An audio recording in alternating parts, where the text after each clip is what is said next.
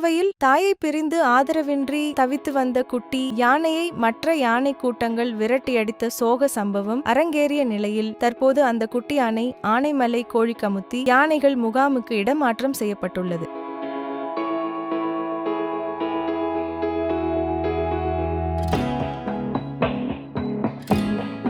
சிறுமுகை லிங்காபுரம் வனத்துறை சோதனைச் சாவடி அருகே கடந்த ஏப்ரல் 25 சுமார் 3 வயதுடைய ஆண் குட்டி யானை ஒன்று தாயை பிரிந்த நிலையில் கண்டுபிடிக்கப்பட்டது.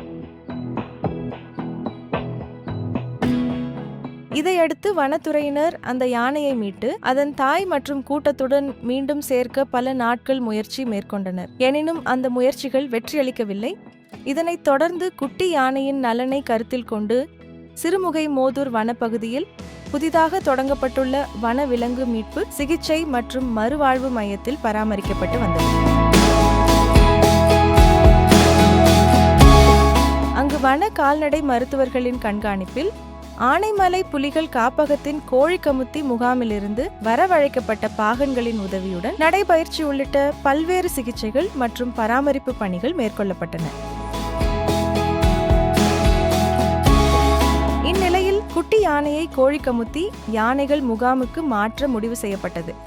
அதன்படி கால்நடை மருத்துவர்களின் ஆலோசனையின் பேரில் இன்று அதிகாலை 5 மணி அளவில் குட்டி யானை பாதுகாப்பாக இடமாற்றம் செய்யப்பட்டது.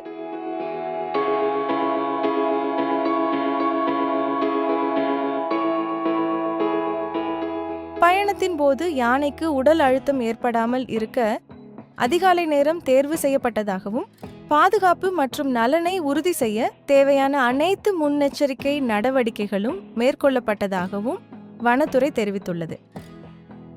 மேலும் அனுபவமிக்க மாவூத்துக்கள், வனத்துறை பணியாளர்கள் மற்றும் கால்நடை மருத்துவ குழுவின் கண்காணிப்பில் கோழிக்கமுத்தி முகாமில் குட்டி யானைக்கு தொடர்ந்து சிறப்பு பராமரிப்பு மற்றும் மறுவாழ்வு சிகிச்சைகள் வழங்கப்பட உள்ளதாக வனத்துறை அதிகாரிகள் தெரிவித்துள்ளனர்.